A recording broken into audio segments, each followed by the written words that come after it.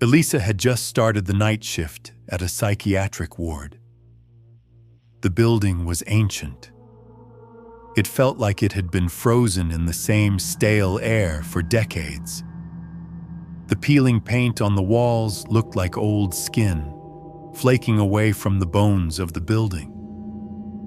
One of the overhead lights always flickered, creating strobe-like pulses down the long, narrow corridor. The first few nights passed without incident, filled with routine visits and paperwork that lasted until late at night.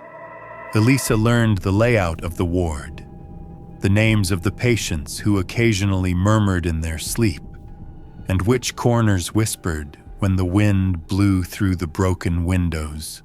At exactly 3 a.m., 4 nights into her shift, she heard a scraping metal sound from one of the rooms, room 213. It was supposed to be empty. Records showed no current patient. She approached slowly, her footsteps echoing unnaturally. The door creaked open. Inside, the room was cold. A strong metallic scent lingered. The old leather restraints at the edge of the bed had been undone and lay scattered on the floor.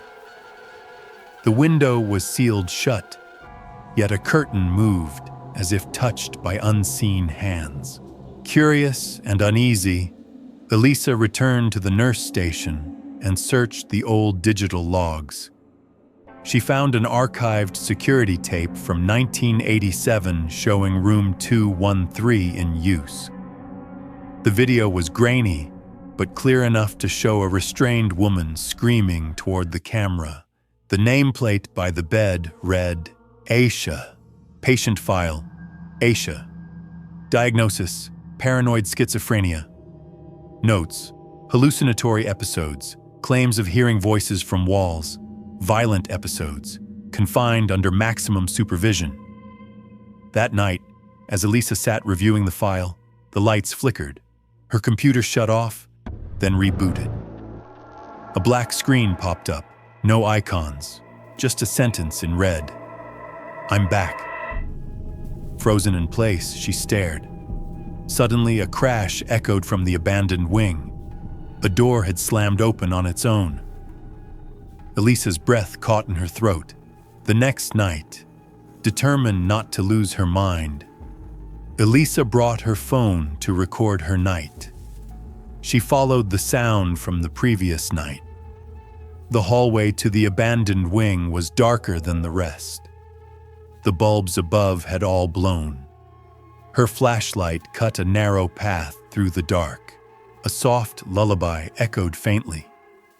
The tune was out of place, like a child singing somewhere in the vents. As Elisa walked toward room 213, she stepped over crumbled ceiling tiles and wires that hung like vines. The room was colder now. There on the floor was a folder, an old patient file opened deliberately. A cassette recorder lay beside it. It turned on by itself and played a voice. Aisha speaking. They're trying to take me away, but the walls are listening. Nurse Elisa, are you one of them too? Elisa dropped the recorder. It clattered, and the voice stopped. Later that night, Elisa checked the archives again. There was no official discharge record for Aisha, only a scribbled note. She vanished during transfer. From that night on, every shift brought something worse. Doors opened by themselves. She heard whispers in rooms with no patients, her name spoken from empty corners. Elevator doors opened to dark voids.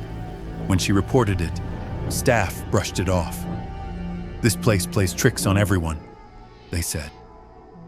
On her 7th night, Elisa found a sealed box in the basement archives.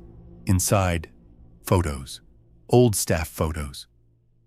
In one image from 1987, a nurse stood beside Aisha's bed. The resemblance was uncanny. The woman looked exactly like Elisa. Elisa showed the photo to a senior nurse who paled and said, "That's impossible. That woman died in a fire here, 38 years ago." Sleep-deprived, paranoid, Elisa began to see things. In the mirror, her reflection lingered after she moved. Her badge once read Elisa Moore, but twice she looked and saw Aisha. She dreamed vividly. In one, she was strapped to a bed while shadowed figures whispered above her. In another, she walked endless corridors while being watched by invisible eyes. On her final night, she decided to confront room 2131 last time. She entered, holding a candle and her phone. The room was colder than ever before. As she stepped inside, the door slowly swung shut behind her.